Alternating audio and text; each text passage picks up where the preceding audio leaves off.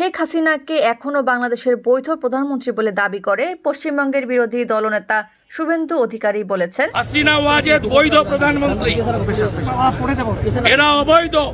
হাসিনা ওয়াজেদ প্রধানমন্ত্রী হিসেবেই ঢাকাতে শাহজালাল এয়ারপোর্টে নামবেন, স্যালুট দিয়ে নিয়ে যেতে হবে।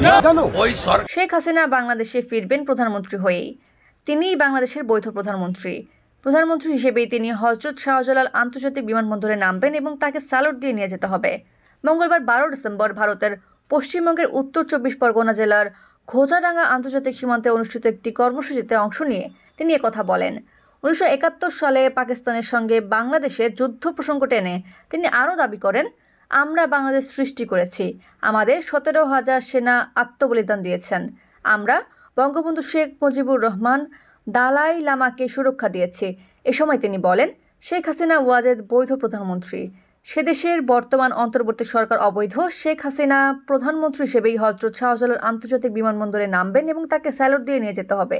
শুভেন্দু আরও দাবি করেন, শেখ হাসিনা ওয়াজেদকে ক্ষমতা থেকে সরাতে গেলে আরেকটা ভোটের মাধ্যমে সরাতে হবে। বর্তমানে সে দেশে যেটা আছে সেটা অবৈধ কেয়ারটেকার।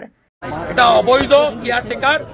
একে আমার বিশ্বাস আমেরিকা সহ মানবতাবাদী দেশগুলি, ভারত সহ, তারা এগিয়েছে এই অবৈধ সরকারকে উৎখাত করে জঙ্গিবাদকে নিকেশ করবে।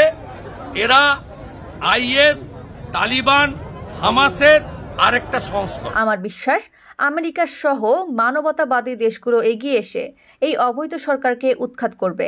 বাংলাদেশের বর্তমান সরকারকে আইসিস, তালিবান এবং হামাসের আরেকটি সংস্করণ বলেও মন্তব্য করেন শুভেন্দু। হিন্দুত্ববাদ নিয়ে এদিন রাজ্যটির মুখ্যমন্ত্রী মমতা ব্যানার্জিকেও লক্ষ্য করে বক্তব্য দিতে দেখা যায় শুভেন্দুকে। তিনি বলেন, মমতা ব্যানার্জিকে কোনো হিন্দু গ্রহণ করে না। কলকাতার রেড রোডে দাঁড়িয়ে তিনি সরাসরি আরএসএস, বজরঙ্গ দল, বিশ্ব হিন্দু পরিষদকে দাঙ্গাবাজ বলেন। তিনি দুর্গা ঠাকুর, লক্ষ্মী ঠাকুর, সরস্বতী ঠাকুর, কালী ঠাকুর, এমনকি কার্তিক ঠাকুরকে সুরক্ষা দিতে পারেন না। আসলে মমতার মুখ ও মডেল হলো আব্দুল বারিক বিশ্বাস, খালেদ শাহজাহানের মতো ফ্রাঙ্কেনস্টাইনাররা। কারা মমতা ব্যানার্জির ভোট দেন তা সবাই জানে। তাই পশ্চিমবঙ্গের হিন্দুরা ইতিমধ্যেই মমতাকে রিজেক্ট করেছে। আনিকা সুলতানা, দৈনিক আলো সকাল, অনলাইন ডেস্ক।